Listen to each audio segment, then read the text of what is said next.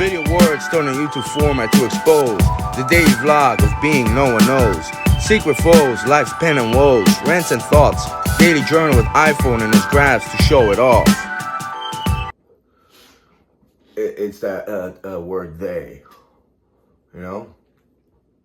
A couple minutes ago, someone, told me, oh, that's racist.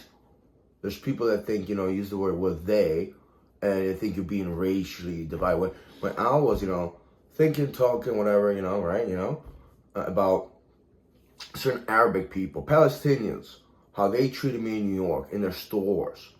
Just stores, I don't know, some owners, they just worked there.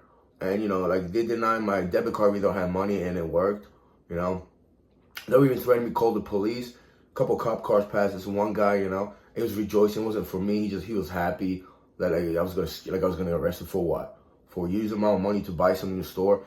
And one store, it was a smoke shop, weed store induced, called Zaza or whatever, And these guys, in one particular place, this guy, he just didn't want to. I bought this lighter, $5.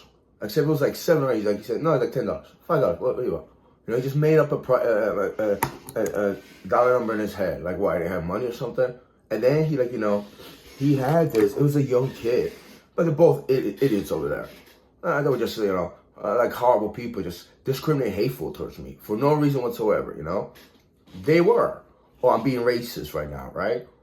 Yeah, it's your little ridiculous mind over there, and you think you'll get away with calling me a bigoted fool when they were the ones that bigoted. Anyway, this idiot over there, I don't know, in Arabic call him a fool, but this was like in a case with a lot of others, and he went to all the lies except this one I was pointing to. Like, it's like, messing around with me, like, hey, I'm not gonna sell it to you, I'm not gonna give it to you, And eventually, it's like, just give me the whole box, and I just, took one to work, gave him like $5 for it, which just made up a price. And just, that was one. That was the second store.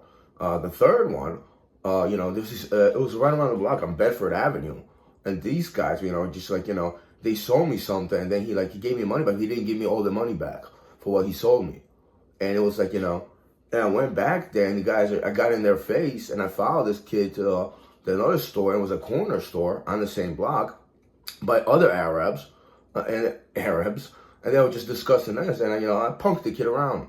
I played around in high school, this and that, made fun of him, and I stood next to him, and they're like, this is the biggest gangster on the block, you don't have to mess with him, right? Criminal-minded ones. That was the third place. Third, fourth, let me talk about the fifth place. Right, this idiot from, it was like, it was certain avenue, I think it was, I forget who it was, but it was way east of Williamsburg, I know the address, I have the video, I could pinpoint it on the map. This guy actually called the police, and he said I stole ice cream. I just said ice cream that I was buying. I had it in my backpack, and it was gone. I was like, look, it's melt on the bottom. It's melted. It was in the freezer. How could it melt in a minute or two? And I was buying a sandwich.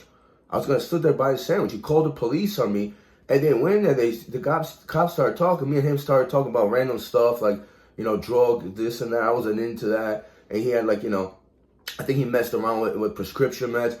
And then the other cop, he was in the back watching videotapes for 10, 15 minutes. And then he was like, all right, just get out of here. He didn't even say, oh, he should apologize to you, this and the other thing, Was that racist? They harassed me, they pushed me around. They used NYPD to do their dirty job. Because he wasn't strong enough to say something to me.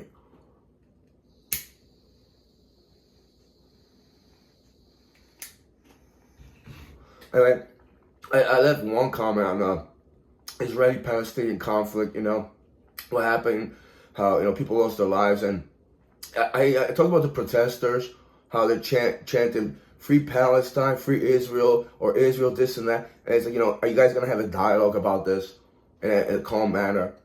Like, what do you get out of the cheers? The protests. I'm just not, you go to a basketball game or a fight, you support, you support your guy, but it's like, all right, you get it, but it's like, eventually it's like, what do you get out of that?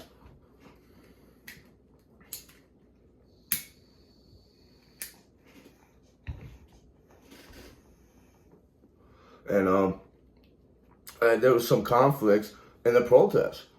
Eventually, someone gets arrested, you know, because they cross the line, they want to get in somebody's face, this and the other thing. You know, it's like, I would say it replicates the actual conflict. But, you know, you have two opposing sides, and, you know, there's no resolution. Eventually, there'll be another conflict. So I really don't get into protests. But, you know, if I wasn't like in New York, in Florida, LA, I would talk to either side peacefully. You know, how much they knew about history, about, you know, Gaza, you know, occupation or blockade, you want to call it. You know, I would talk to somebody about that. But, you know, I won't go into their stores. I won't go to their store because, you know, they'll call the cops on me for like trying to buy something.